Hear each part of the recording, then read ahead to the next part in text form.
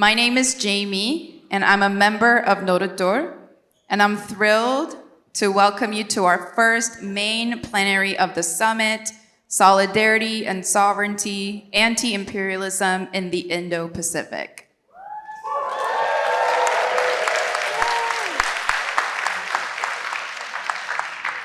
Before I introduce our speakers, I want to briefly contextualize this panel. As organizers and educators and artists in the room, perhaps our most important task is to help people become conscious of who the enemy is. And once we have become conscious and aware of who's oppressing us, we must then study and understand the systems and the mechanisms that they have put in place to enforce that oppression. We must study and understand their strategies, their methods, and their movements. To be clear, our enemy today is US imperialism, and its attempts to extend its life cycle are unfolding in the Indo-Pacific. That term, Indo-Pacific, I want to be clear, is their term. They use it to refer to the area from the western border of India all the way to the Pacific coast of the US.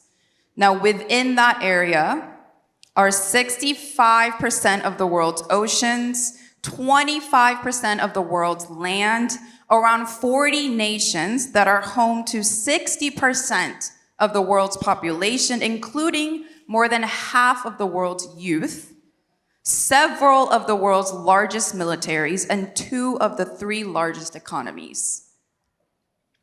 Indo-Pacific as a term first emerged from a German theorist in the 1920s to describe the Nazi Party's objective of carving out a new super region under German and Japanese hegemony. But the first time a US political leader used that term in the post-Second World War period was in 2010 by then US Secretary of State Hillary Clinton in Hawaii, where she presented the Indo-Pacific as a geopolitical concept for a new, broader strategic alliance in Asia. The following year, in 2011, then President Barack Obama officially announced the pivot to Asia. By 2017, then President Donald Trump formally proposed to build a free and open Indo-Pacific and even renamed the Pacific Command to the Indo-Pacific Command. And in 2024, the Biden administration boosted the defense budget with over $15 billion earmarked specifically for the Indo-Pacific Command. This, of course, was a reaction to the enormous success of the Chinese economy in contrast to the decline of that of the US. See, by 2007, the Global South had overtaken the Global North's economic output, with China in the lead.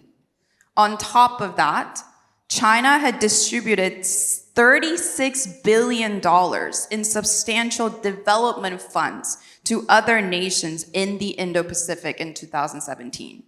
China signed more free trade agreements with Indo-Pacific nations than the US, accounted for 35% of the world's manufacturing by 2020, and today China is the world's leading exporter. So, in other words, China is increasingly becoming a source of collective economic development in this region that holds more than half of the world's workforce and is the anchor for 2/3 of the world's economy. And that presents a grave threat to US imperialism. And they say it outright. They'll define China as America's largest geopolitical foe and the only competitor with economic, diplomatic, military, and technological power. So this pivot to Asia, this strategic shift towards the Indo-Pacific, means to interfere with China's development through tariffs and sanctions. It means to enhance the military encirclement of China by building defense pacts and security partnerships. It also means to coerce countries in the region to take sides between China and the US. It means to portray China as a threat to nations around it, as well as to the people of the world through mass propaganda, and ultimately start World War III. Countries like the Republic of Korea, the Philippines, India, and the state of Hawaii are indispensable to this Indo-Pacific strategy. The ROK is the only foothold in the region that the US has, as in it's the only place in that region where the US can field the land army, which is essential for being able to project their military force into that vast region. The ROK is also one of the 5 countries that the US has military alliances with in this region, the other being the Philippines. The ROK and the Philippines, though, can be more aptly described as an extension of the US military in that region, as they have combined over 70 US military bases, as well as US missile systems that can strike China. For India, the US resurrected the Quadrilateral Security Dialogue in 2017 in an attempt to bring her closer to the US, and even established a major defense partnership to give India license-free access to US military technologies. And Hawaii is where the Indo-Pacific Command is headquartered. Along with US colonies in the region like Guam, Hawaii was annexed by the US to secure key bases for its missiles and key routes for its warships.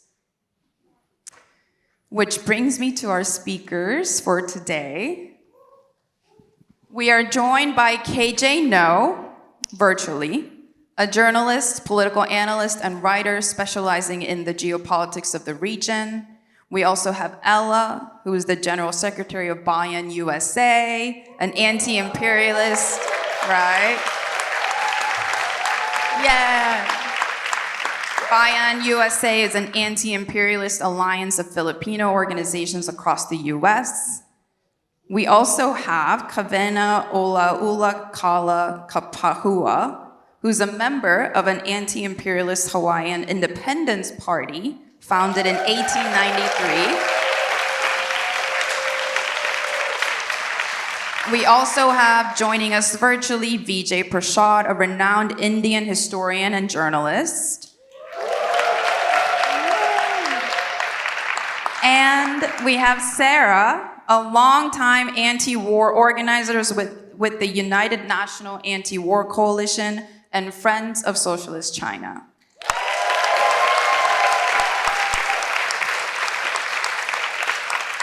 We are so fortunate to be able to hear from organizers thinking really deeply about the conditions of these different nations of the Indo-Pacific and organizing directly to build the broader anti-imperialist movement here in the US.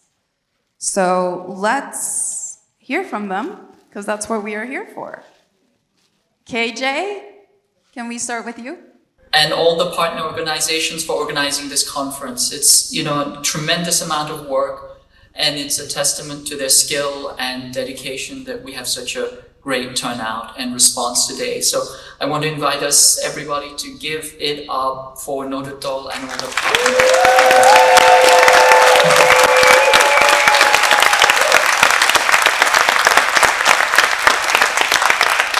Those of us who've been involved in movement work, we say we don't despair, we organize. And this is what good organizing looks like. And I also want to note that some of us get to be more in the spotlight when the real hard work has been happening behind the scenes, before, during, and it will continue afterwards. And some of us get to inappropriately get more of the surplus value of the work, the recognition, if you will, when it should actually be given back to everybody, organizers, volunteers, coalition partners, participants, everybody here. So what we're doing here is the work of solidarity. So I invite us to hold that in our hearts as we proceed through these next few days. I want to start in an oblique fashion on the topic with the idea of privilege. Many years ago, Peggy McIntosh wrote a paper called Unpacking the White Knapsack. It's problematic because it focuses on individuals and it doesn't unpack the mechanisms behind it. But let's take that as a starting point. And I want to outline the privilege of the white empire. In other words, I want to unpack the imperial knapsack or the white imperial knapsack. To cut to the chase, it's the privilege to be ignorant, greedy, selfish, and violent. Violent without limits. It's the privilege to conduct genocide at will. Currently in Palestine, live streamed before our eyes, we see children maimed, shot, tortured, starved to death. Parents shot dead for the crime of wanting to feed their children. Doctors shot dead for the crime of saving lives. Journalists shot dead for the crime of telling the truth. People shot dead for the crime of being Palestinian. And even here, people disappeared for calling out this atrocity. This is how the empire works, not just in Palestine, but in Korea, Indonesia, Vietnam, all across Africa, all across Asia, all across the global south, and of course, all over the Americas. It's all built on genocide. And they are telling you it never happened and that it isn't happening right now. It is the privilege of the white empire and its denizens to be ignorant, or rather to pretend to be ignorant, and of course, hypocritical, and to claim to have a monopoly on history and reality and truth and morality. So this is what we're up against. Let me give you a few more examples of white imperialist privilege. The first thing that we should think about is language. We're mostly speaking English today, and this is the unearned privilege of the empire. All around the world, conferences are conducted in English. This is the language of empire. The white imperialists can travel, work around the world without having to learn a foreign language. They have a monopoly on the means of communication, the language itself. Many of us here had to learn English, and it's no exaggeration to say that we suffered learning it. 고생 많이 하셨습니다. Some of us beat ourselves up. We're ashamed because we do not speak the colonizer's tongue fluently. It is the mother tongue of propaganda and indoctrination, which I'll get to later. The other privilege is land. Land is the core privilege. The white imperialists can live, work, reside, buy and sell land that is not theirs, stolen from the peoples of the world. These days, some of them will do a token land recognition statement. We recognize this land belongs to such and such native tribe. Watch out for those who think that a token incantation is meaningful. Land recognition is 500 years overdue. It should have happened 500 years ago. It's 500 years too late. But if you recognize the original owners of the land, if you really recognize, then now is the time not just for recognition, but for responsibility, remorse, reparation, redress, and return. If all you do is recognize, your recognition is a cover-up for genocide. Think about it.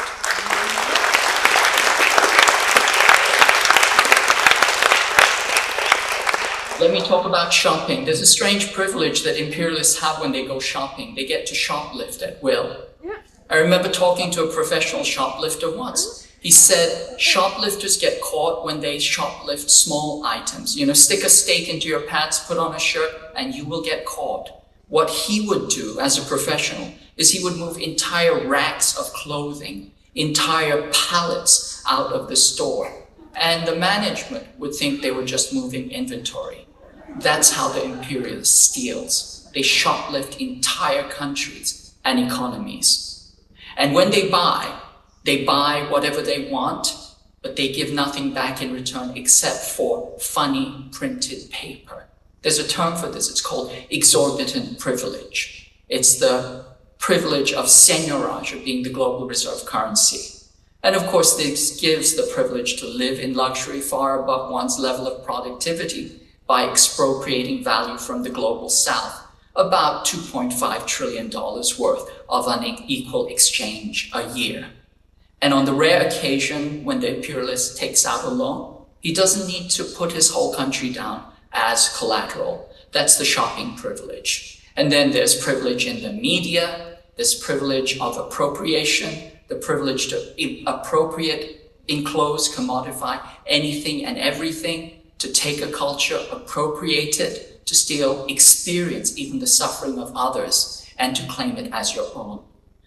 Empire also claims safety. The empire demands absolute safety all the time.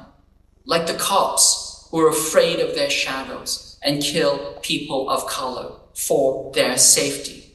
Like Israel, which is essentially the killer cop of the Middle East, a killer cop with genocidal impunity. This is the privilege of fragility, of cowardice, and unbridled violence. They also claim the standards, the universality of standards in law, ethics, politics, culture, and even beauty. All of this is hypocrisy. It's staggering hypocrisy. But imperialism is the privilege to be stupid, ignorant, selfish, greedy, lazy, and violent on a global world historical scale, and to be hypocritical about it. And it has always been genocidal.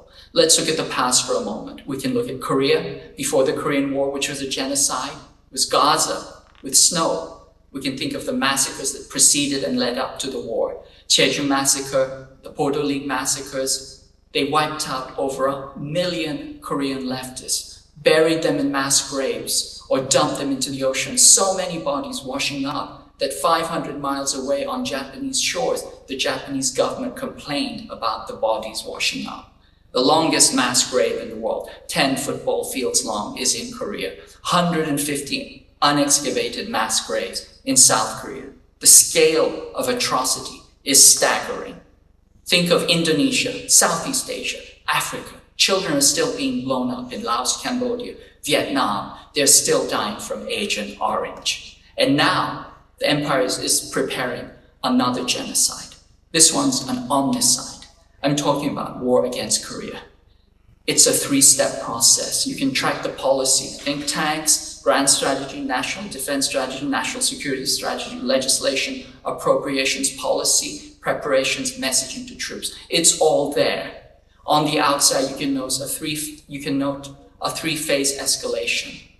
The first phase is pre-kinetic war, information war, manufacturing consent, demonization. You get this every single day.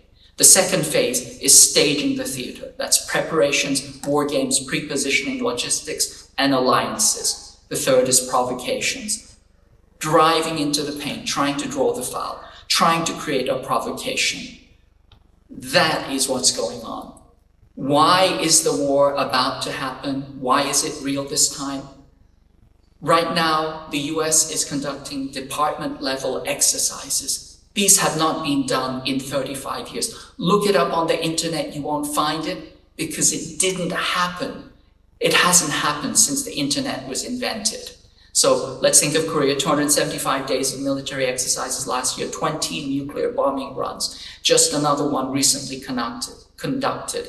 Live bombing rehearsal with 150 houses destroyed in a single blow. That's what happens in war. When you have the scale, scope, intensity, and tempo that approaches war, you get friendly fire incidents. The US Army is also rehearsing the capture of POWs.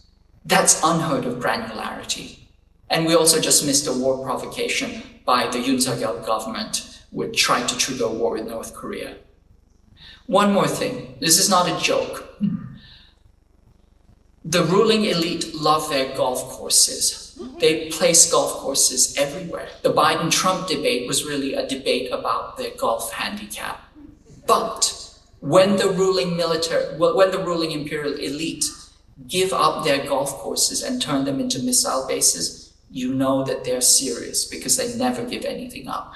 Right now, golf courses all over Yonaguni, in Japan, also already in Korea, are being turned into missile bases. That means they're serious. Okay. What do we have to do? First, decolonize your mind. Your mind is a terrain of battle. Don't let it be occupied. We have to resist propaganda and indoctrination. We're already speaking the language of the colonizer. So, as was already pointed out, even the term Indo-Pacific is the language of the colonizer. It's a Bismarckian colonial trope. Watch out for the language. When the empire goes to war, the words are the first thing to be drafted. When they say operations, that means war fighting. When they talk about an operational concept, those are war plans. When the US says that they only have wartime OPCON of South Korean troops, they're saying they have wartime war-fighting control. In other words, it's nonsense. It's a tautology. Armies are for fighting wars. If you control them in war, you control them. It's like saying you only have car control when the car is being driven. The only time control matters, it's when it's being driven. Don't be deceived by language. Other words, defense means offense. Rotational presence means base. Security means hegemony. Deter means to provoke. Joint command means US control. So watch out for that. Watch out also for misdirection and projection. The US is perpetrating a genocide, and they will try to make you think that someone else is responsible, and they will start a war making you think that they're trying to prevent it. Okay. We have to make the connection. Empire is a global project. It has killed off, by one estimate, over 3 billion humans since the Industrial Revolution. Let's make the connections. Just one example, Taiwan.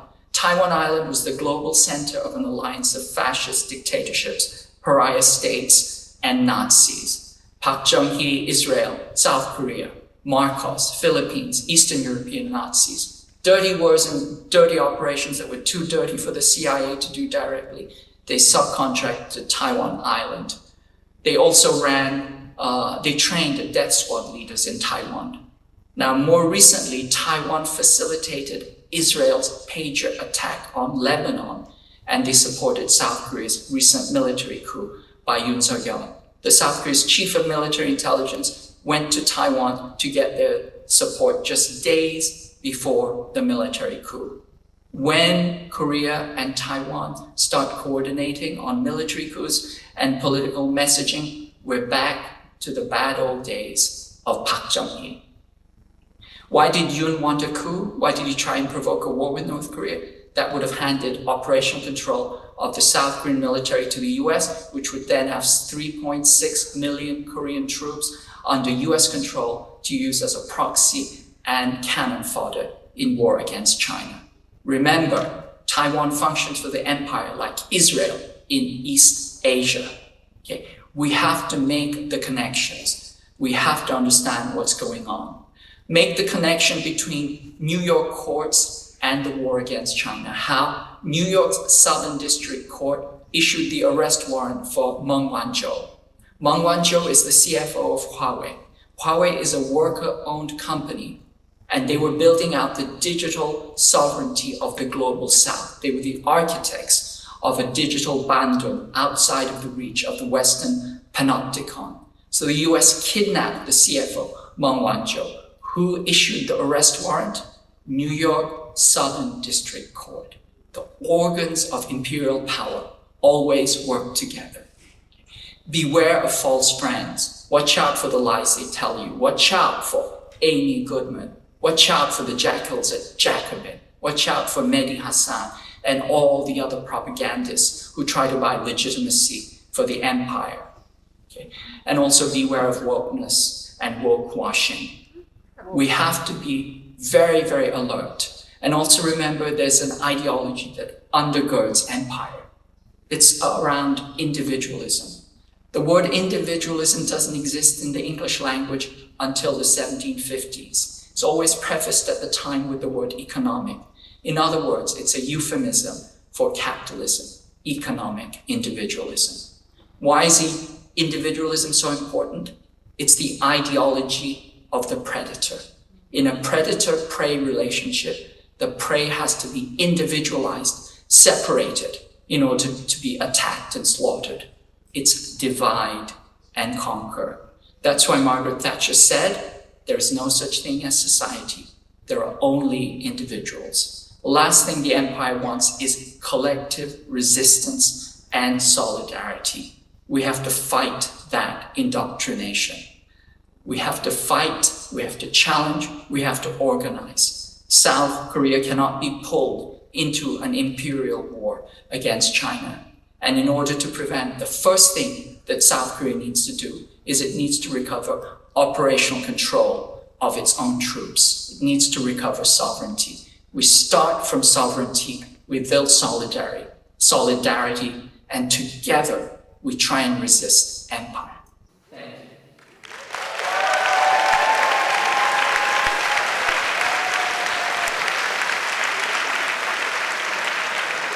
Thank you, KJ.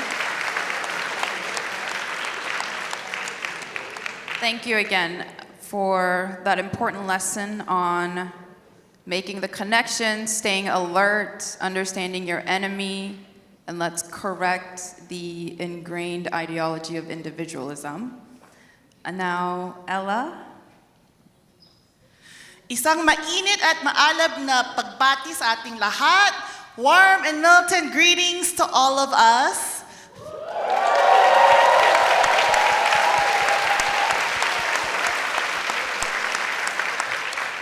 As Bayon USA, we're really grateful and honored to be here for this very important gathering organized by Nodotdol in the U.S. Out of Korea campaign. Thank you also to the interpreters, and I will try my best to stick to the pre-written remarks, but I apologize in advance. My home country of the Philippines has been under the yoke of the United States for over 125 years. The Southeast Asian archipelago was one of the United States' first overseas colonies after the Philippines was sold off by Spain for a measly $20 million in the 1898 Treaty of Paris. This included Puerto Rico, Guam, and Cuba. Spain sold the country to the United States to save face after losing to the brave Filipino people who fought fiercely for our national liberation. We won our revolution against Spain, the country's colonizer for over 3 centuries. And today, the revolution rages on, unfinished, against US imperialism.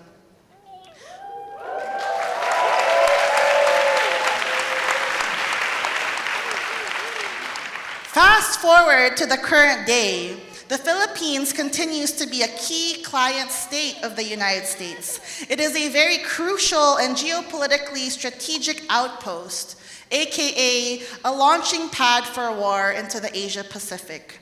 Less than 5 hours from China, 4 hours to the DPRK, less than 3 hours to Hong Kong, less than 5 hours to Japan, and so on. Though the Philippines is not a direct colony of the United States, it is what we call a semi-colony or a neo-colony. The government is managed by bureaucrat capitalists, a puppet class of compradors and landlords. These bureaucrat capitalists follow the dictates of US imperialist interests in capital, selling out our country's natural resources, sovereignty, and people in exchange for wealth, power, and political cover. Though the People's Movement kicked out the US bases from the Philippines in the 1990s, give it up for that.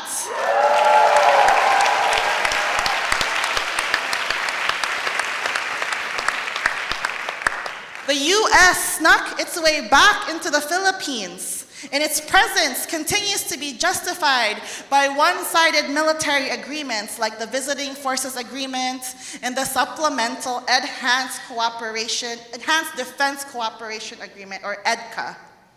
These agreements allow for US troops to quote-unquote rotate, as KJ already said, it means to base, right? For extended periods of time, and essentially allows for permanent US basing in Philippine military facilities. So under the current president, Bongbong Marcos Jr., the number of EDCA bases has actually increased from 5 to 9, not including the many unofficial EDCA bases throughout the country, which is upwards of 16. All of these military bases face China to assist the US in its brewing war with its competitor. The US justifies this presence through propaganda that it is helping the Philippines fend off China and fend off China's incursion into our sovereignty. As Bayon USA, we do recognize that China is indeed impeding on the sovereignty of the Philippines. But we must think, who is the primary imperialist power in the world today? Who is the primary oppressor of the Filipino people today? It is still the United States.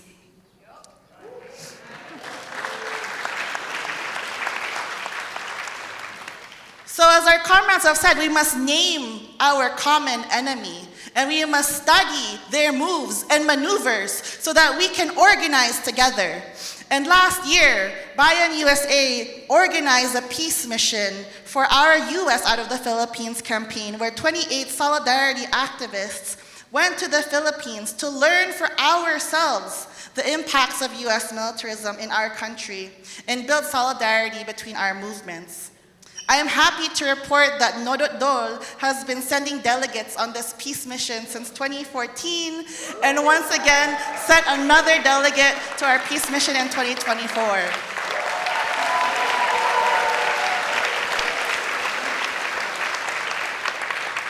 On this peace mission, we learned the specifics of how the US military presence results in violations of sovereignty, territorial integrity, human rights violations, destruction of livelihood and environment. We learned firsthand the stories of peasants, workers, fisher people, and urban poor communities that have been and continue to be affected adversely by US militarism. Just a few days ago, Bongbong Marcos Jr. met with his overlord, Donald Trump, Pete Hegseth, and Marco Rubio in DC. The outcome of that meeting towed the line that they always say, that economic cooperation in the Indo-Pacific is an issue of quote-unquote national security, and that deterrence against China will bring peace to the region. And just like the puppet you'd expect him to be, Marcos Jr. sold out our country and gave into Trump's tariff bullying, allowing for a 0% tariff for US imports, while the Philippines settled for 19%. And this was expertly negotiated down by 1%, so from 20% to 19%. What a tough negotiator, that Bongbong Marcos Jr. And he was in DC making the worst deal of the century, while the Philippines was sinking in flood. Mere days from his State of the Nation address, which is our equivalent of the State of the Union address. What is the State of the Nation of the Philippines? It is that of traitors and leeches who are selling out our country while our people suffer in crisis and in poverty. So when you talk to the Filipino people, when you see the conditions for yourself, you can easily see that militarism does not bring economic prosperity. Unlike the lies that is being sold to us by the US Marcos regime, everywhere we went on that peace mission, it was clear that US militarism was hand in hand with economic crisis. The joint military exercises between the US and the Philippines meant lost livelihood and danger for local communities. The US and Philippine military presence also spelled counterinsurgency and fascist repression against community efforts to organize for housing, ayuda or aid, land, and other just fights of the masses for what is theirs. Biden's US Indo-Pacific strategy, as already laid out in the context, was released in 2022 and is in essence continued by the Trump 2.0 administration. The Trump administration is putting pressure on its allies to increase defense spending and assume greater responsibilities to isolate China in order to protect and advance US economic interests. They are, 1, requiring allies such as Japan and South Korea to increase defense spending to 3.5% of the GDP. 2, enhancing quote-unquote military interoperability through frequent joint exercises and training. 3, deepening collaboration with the Philippines, South Korea, Japan, Australia, and India in weapons development, production, maintenance, and logistics to address the US's defense industrial shortfalls, particularly in naval, aerial, and missile capabilities. So what does that look like for us in the Philippines? It looks like our president selling us out until there is nothing left. We can see that in the building of an ammunition factory in Subic Bay, which was where we kicked out the largest US naval base in the 90s. The housing of missile carriers that can blow up China from our coast. The expansion of semiconductors in our country for the development of weapons and economic competition with China. We are essentially being plundered and turned into what Trump himself calls an unsinkable aircraft carrier. All of this talk of enhanced cooperation between our countries, Republic of Korea and the Philippines on key areas like maritime security, economic cooperation, promoting regional stability, and so on. It's really part of the US's ploy to maintain hegemony, as we've already said. Maintain hegemony in the so-called Indo-Pacific, which accounts for more than half of the world's economy. And in essence, the enhanced cooperation of the Government Republic of the Philippines and the ROK is that of traitors and sellouts.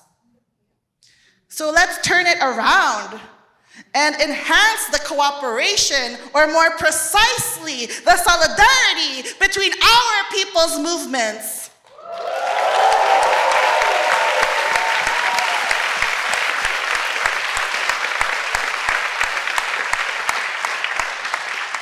Because as the national democratic struggle of the Philippines, we are fighting for genuine democracy and national liberation. We see our struggle in the struggle of the Korean people, a struggle for justice and liberation from the claws of US imperialism. So we are proud to be here alongside all of you, united in our parallel campaigns and joint calls. US out of the Philippines, US out of Korea, US out of everywhere.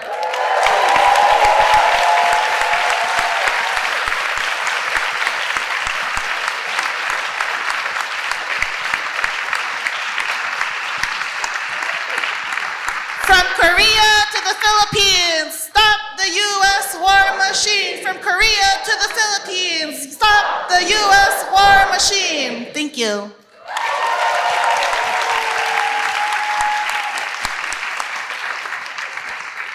Thank you, Ella. Kill that. I don't want to follow that. Aloha kako. My name is Kawena'ulaokala Kapahua. I'm the political education chair for Hui Aloha'aina, an anti-imperialist Hawaiian independence party that was formed in 1893 to resist the occupation of our islands by the United States military.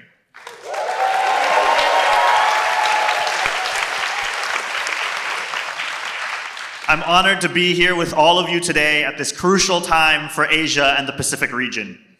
The Pacific Islands have been dealing with empire as long as the Europeans have known the world wasn't flat. But it has been most damaging to us in our interactions with the United States, attempting to make us dominoes in their dominion. US attempts to expand past the land limits of the American continents have meant trying to turn the Pacific from the largest ocean on the planet to essentially an American lake. Pacific Island nations are actually among the largest nations on the planet in terms of total territory, including our water. And in order to control the Pacific, the US empire has needed to secure our vast ocean territories that include the control of key routes through the Pacific for their warships and trade fleets. When the United States was first developing out its imperialist ambitions, their spies in Hawaii made the specific point of denoting that in order to expand their reach into Asia, they needed to seize Hawaiian land for use as a military outpost because of our geostrategic value.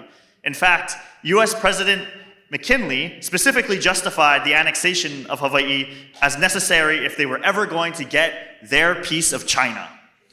And so as we enter a new phase of this American confrontation against China, it is critical for us to remember that this was always the end goal.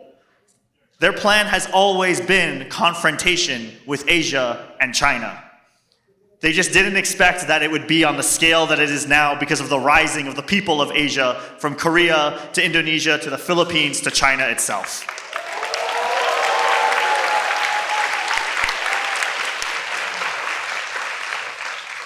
But this is why the United States has engineered relations with the Pacific Island nations to be a relationship of dependence.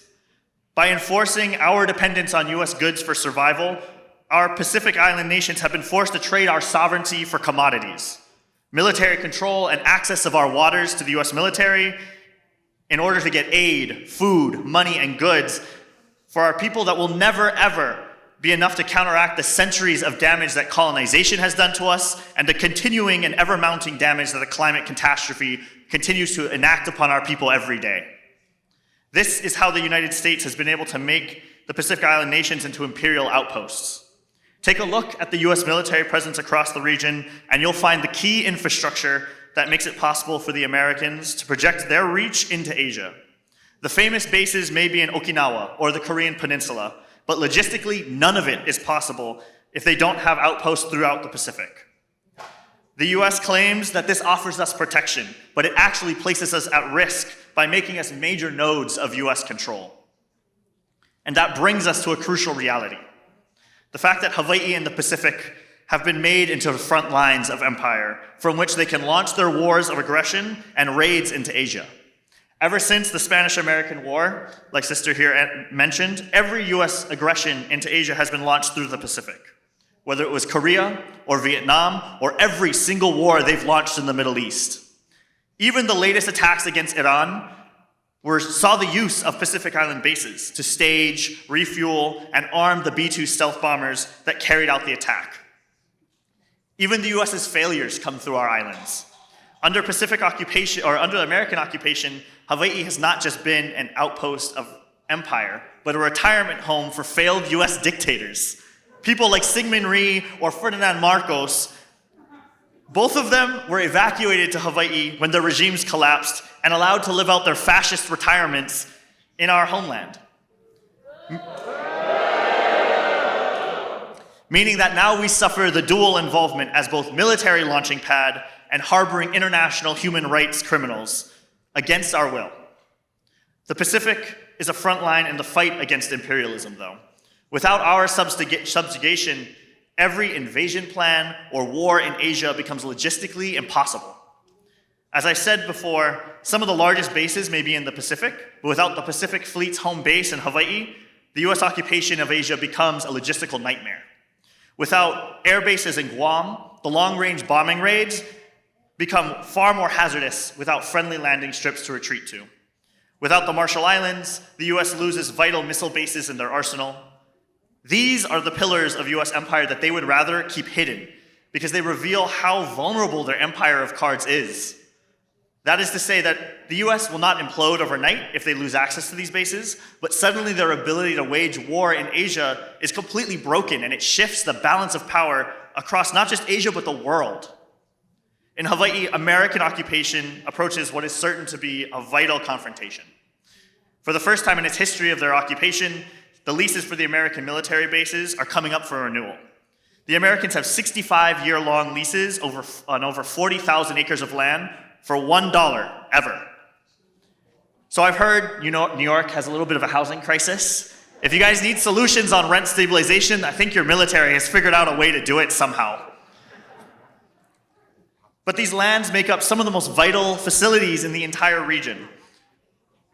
They include the largest training facility in the entire Pacific called Poha Kuloa, where they train the Hall of Fame of human rights abusers, everyone from the collaborator regime in the Philippines to Israel itself, which I didn't realize had a Pacific coast and somehow ends up with us, or the largest multi-domain missile facility on the entire planet, the Barking Sands Pacific Missile Range. These bases highlight the current reality for our anti-imperialist struggle, that war in Asia means preparation in the Pacific. The struggle to end these leases and to force the military to concede this land has already begun, but it's going to take a massive confrontation throughout the region to force the concessions and the outcomes that will have an impact across not just Hawaii, but across the Pacific and Asia. This exemplifies to us why the Hawaiian liberation movement sees the task of our liberation not merely as a commitment to our independence for our own people, but as a responsibility we hold to the world. There is a responsibility in our pursuit of independence, a responsibility to see our ancestors who suffered under colonialism avenged, our current living people freed, our children gifted with a free world for them to thrive in. But beyond our people, there is a responsibility in our independence, because our independence means that our international brothers and sisters are defended, as our home is no longer used as a weapon against them to train and build the US empire to launch against them. Instead, we become a... Thank you.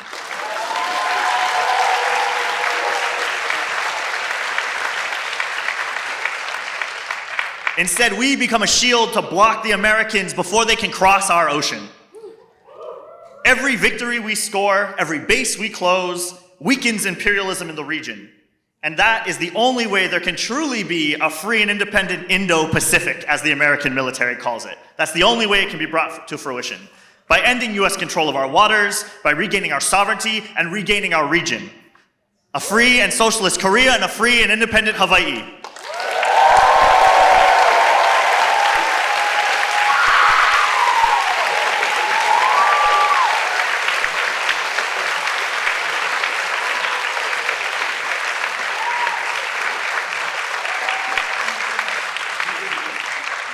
Thank you so much, Kawena. Let's check in with Vijay.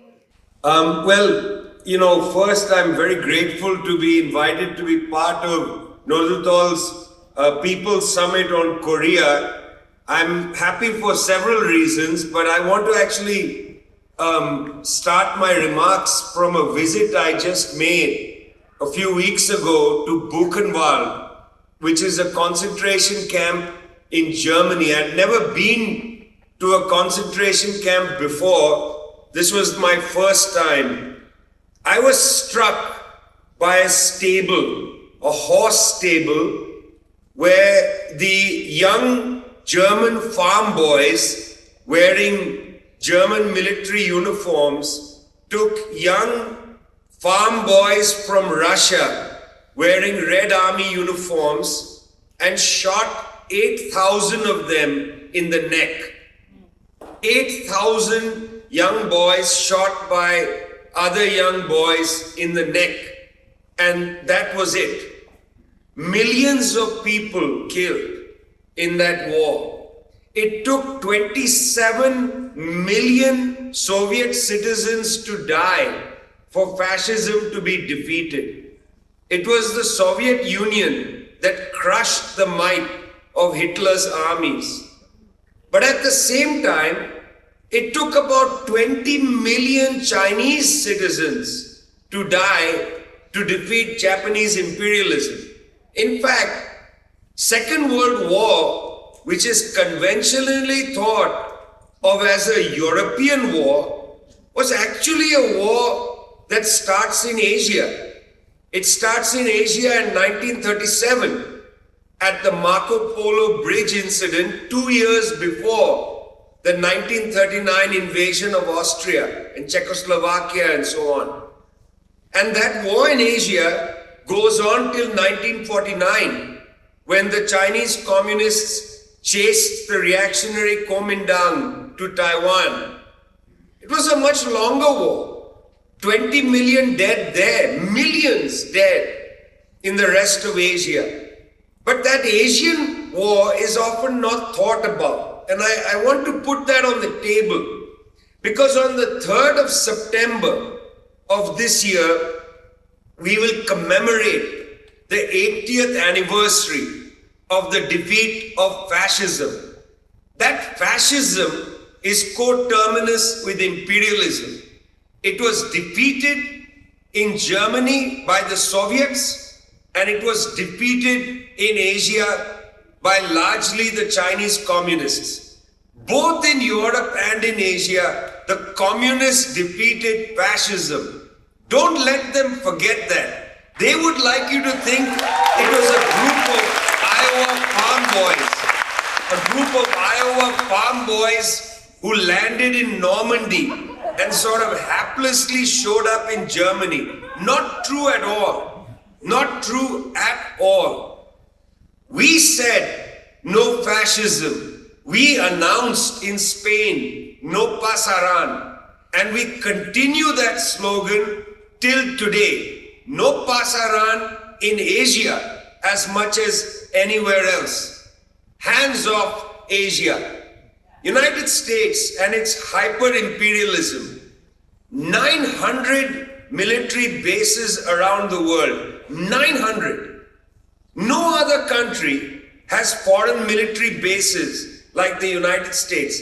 900 military bases. Of annual world military spending, the United States and its NATO allies, including the Republic of Korea, accounts for 80% of world military spending. 80%. Russia, 10%. China, 4%. But if you read the hideous New York Times, you would imagine that China is the greatest threat to the planet.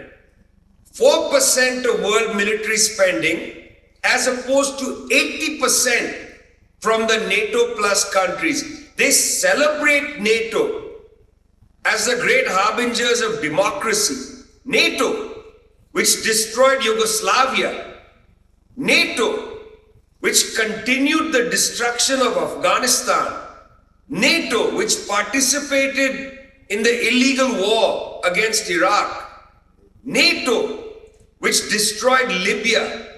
And now they have the gall to talk about Asian NATO. We don't want an Asian NATO. We don't want an Asian NATO because we say, hands off Asia. Hands off Asia. No pasaran in every Asian language. No pasaran in every Asian language. Every Asian language. From Korean to Urdu, from Chinese to Japanese, every Asian language, no pasaran. Hands off Asia. It's important to understand. United States cannot fight all these wars of desperation by themselves.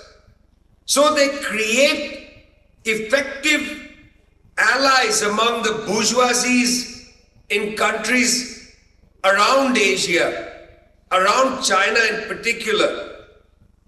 They make alliances with these bourgeoisies to effectively turn those countries into US military bases, into US armored facilities. Whether it's the Republic of Korea or Japan, the Philippines, and so on, these countries have become effective military bases for the United States. Well, I must say, all this talk of the Indo-Pacific, they seem to be having a little trouble recently with India.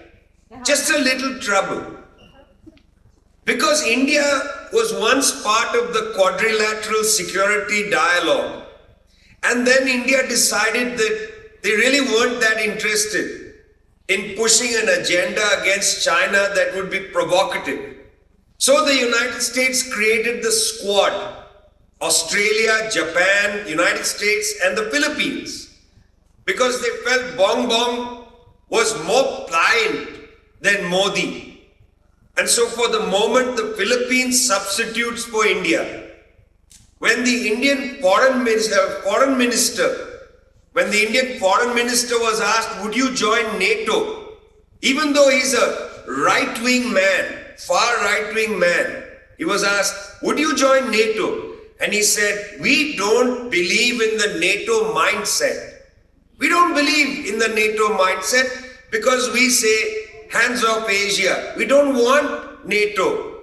We don't want military bases. We don't want a confrontation with China. It's not good for anybody. Look, United States was defeated by Afghanistan. United States was defeated by the Taliban. You can't beat the Taliban. You think you're going to defeat the Chinese? Are you crazy? Hands off Asia. We don't want a war. We don't want a confrontation. You know, the United States knows only two words: austerity and war. Austerity for their population and war for everybody else. We say no war, no austerity. Instead, we say development and peace. We say peace for everybody, development for everybody. United States says war for you, austerity for our people. We reject that. We reject their partial understanding of the world. Austerity for the poor, war for the rest. We say universally, peace for everybody. Peace for everybody, development for everybody. Because if you take peace and development seriously, that, my friends, is the road to a much more harmonious world. And we want a world in harmony. We say hands off Asia. We say hands off Asia because we say peace and development. Hands off Asia. Peace and development. Not war and austerity. No war. We don't want war. They want war. It is in their habit to think of war. We are not interested in war. We want peace. We don't want the sad old breath, the stinking breath of pestilence and war. We don't want that. We want to come at each other with an embrace and say, I see you. I see you as a human being. I don't want to kill you. I see you. I recognize you. I know you. I want to embrace you. I don't want to smother you. We don't want Gaza. We don't want Gaza for the Palestinians. We don't want Gaza in Asia. We don't want that. We say hands off Asia. We want peace and development. Hands off Asia. Hands off Asia now. Thanks a lot.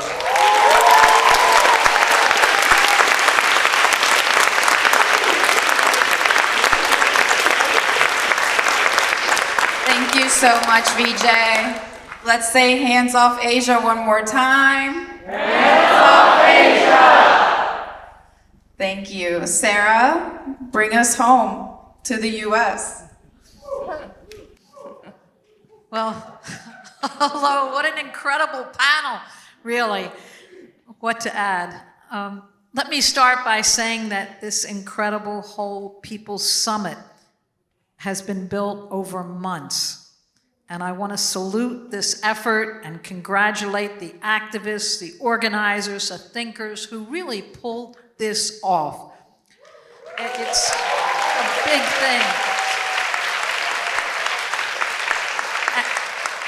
And I've seen the careful planning over months. I'm proud to have had the opportunity to participate as a convener with the United National Anti-War Coalition, and I'm a contributing editor to Workers' World News.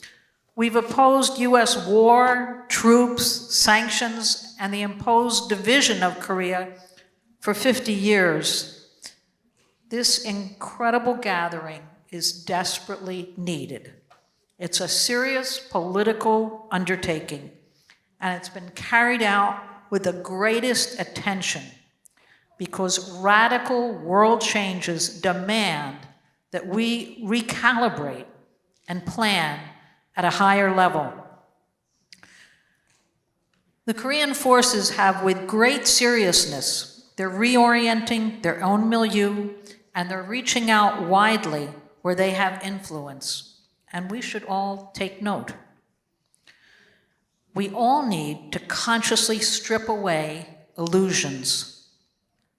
The whole Korean people, North and South, they demonstrated for decades in the millions their desire for peaceful reunification. The campaigns asserting Korea is one, huge mobilizations demanding that the US sign the peace treaty, this was the aspiration of the whole people. And it was represented in general strikes, in uprisings, in massive marches, even in the elections. Now, the Korean people deserve peace, autonomy, self-determination. What's the biggest impediment? It's US imperialism, US occupation, US bases.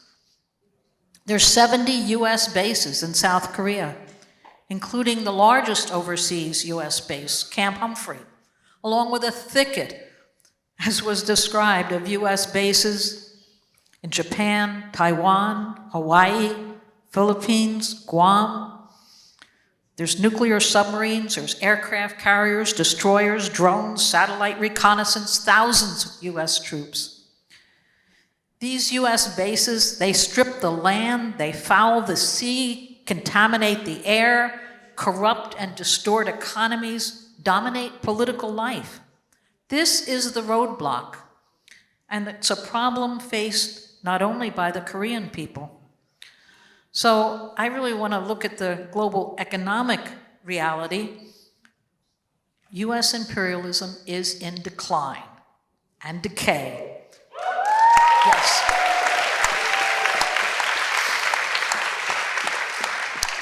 But it's not going down quietly. Now, there are times in history when war and politics converge with economics, with a changed material reality, to create a true turning point in which things cannot and will not ever be the same. Such points in time are marked by fierce struggle, and it appears chaotic. Now, in the 1950s, when much of Europe and huge swaths of Asia was in ruins following World War II, US imperialism made the rules, ruthless rules of vicious neo-colonial new order. The US war in Korea was an offensive to roll back the revolutionary waves in Asia with a level of destruction and death nationwide such as we see in Palestine, in Gaza today. Famine, not a building left standing, literally no more targets. The toll was horrific. 4 million Koreans died. Mass graves. But the war in Korea did not end in a US victory, in a reconquest of all of Korea, such as existed under Japanese imperialism. The US military was unable to move into China. And this is where revolutionary determination, revolutionary morale is a material factor. Korea was the first real US setback, and US imperialism has never forgotten this Korean accomplishment. And the Korean people have never forgiven this destruction. So what's different now? In the 1950s, the US accounted for over 50% of world global production. This was 35% by 1960. Sinking to 25% by 1980. It's only 11% today. As production has grown globally with new technology, rapid modernization, new levels of cooperation due to the BRICS and the Belt and Road, and a host of other new levels of coordination among developing countries of the global South. It's moving even faster. China now holds 45% of global production and is willing to share its technology and help the formerly colonized countries of the global south in their development. That's different than old colonialism. The capitalist class in the US is frantic. How to reverse this 11% and slipping. They arrogantly want to still conduct business as they did in the 1950s, even though its industrial capacity is a mere fraction today. Now, they blame China for this spectacular level of modern industrial development. China has the ability to plan.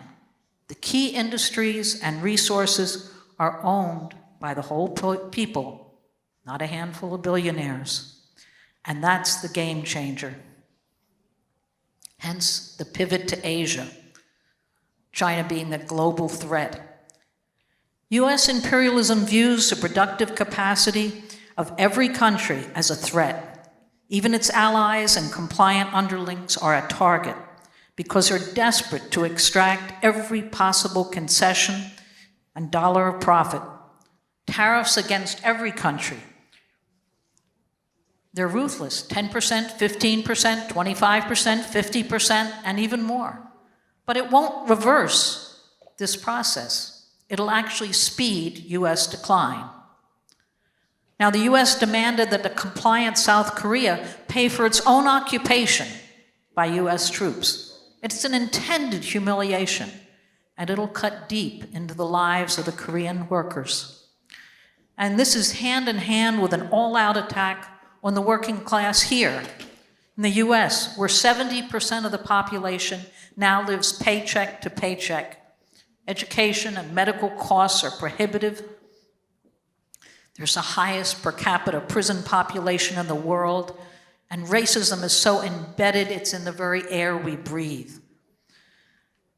The US spends more on its military than the rest of the world combined, as has been described. This huge military machine is the biggest source of profit for the billionaires. It's a giant unending subsidy to the biggest corporations that exist to maximize profit, not to invest shareholders' money in decades of long-term development. There's no capacity here to invest trillions of dollars that's needed for modernizing US infrastructure. The railroads, ports, shipbuilding, new forms of energy, and communication. I've written a lot in the past about this late-stage, cutthroat, competitive monopoly capitalism and why it's not capable of cooperation and planning required in this global stage of modern technology. It's a fundamental problem. And suffice it to say, US strategists and military and industrial planners realize that their only survival is pulling everything else down. Their only remaining leverage is war. The only thing that can slow the productive capacity of the developing countries is the absolute ruin of war. Sanctions bite deep, make life difficult. It slows industrial production. A recent study this month in The Lancet, a respected medical journal, estimates that sanctions, US sanctions, cost 500,000 deaths a year, every year. This exceeds any form of war. 500,000 deaths a year. And the longest sanctions are on the Democratic People's Republic of Korea. US sanctions, UN sanctions imposed as a US demand for 70 years. And this despite the vicious weapon of creating artificial famines and disease. But still, the US is declining. It's increasingly the targeted countries that are finding ways of trading with each other despite the demands that they ostracize more than 40 sanctioned countries, a third of the world population. And this is true even as Washington resorts to greater and greater military expenditures. Republicans and Democrats, administration, they vote for it. They are preparing for a new war in Asia with the bases, the alliances, the threats. It's aimed at China, it's aimed at Korea. It's aimed at all of Asia. We take it seriously. But we should also keep in mind, although new technology has put lethal power into the hands of the Pentagon in the form of drones and GPS-guided bombs and computers and satellite communications, throughout history, technological breakthroughs create social and political change. And this new technology has given formerly colonized people new tools of self-defense. And it's undermined the strategic position of the imperialist powers. The Pentagon couldn't prevail in a 20-year ground war in Central Asia, the poorest country, Afghanistan. As was said, how can they expect to take on China? This month we see the latest setback, the most important US proxy, Israel, despite billions of dollars, massive infusions of military equipment, in 22 months is unable to defeat the heroic Palestinian people who've built their weapons deep in tunnels out of repurposed Israeli missiles. It's incredible.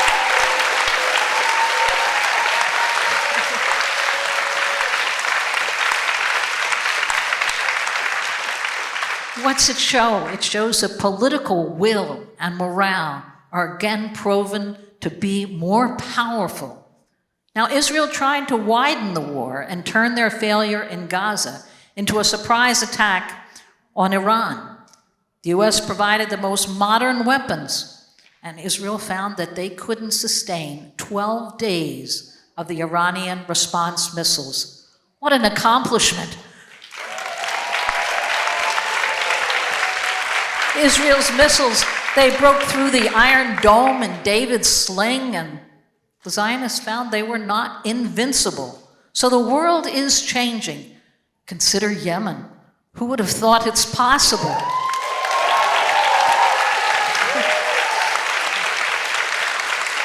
So, in closing, we should think through 7 decades, the Democratic People's Republic of Korea has held the line, has pursued socialist development and self-reliance.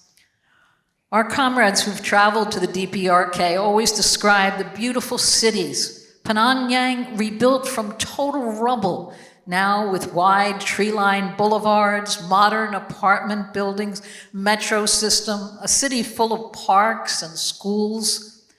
This is really possible. It's happening. It is.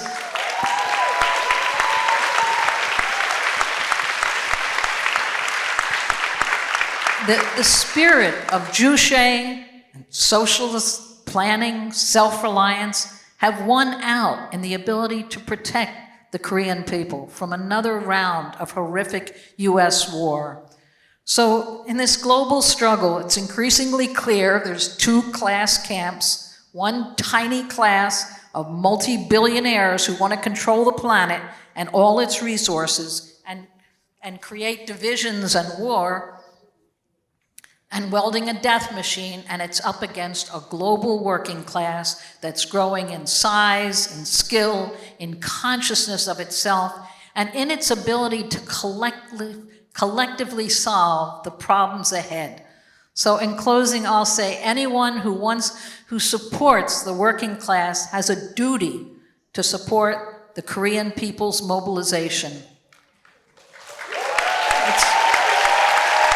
That's why today is so important.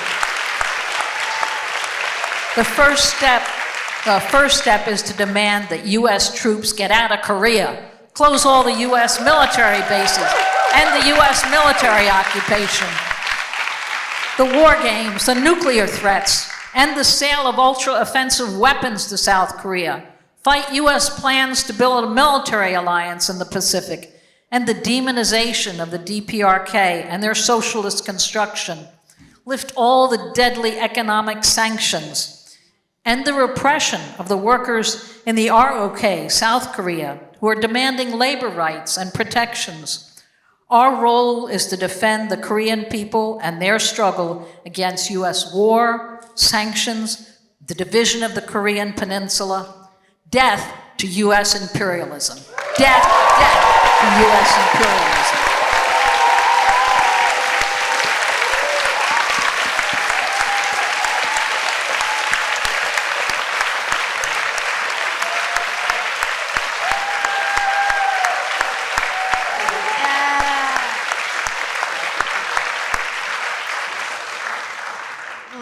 give another round of applause for our speakers.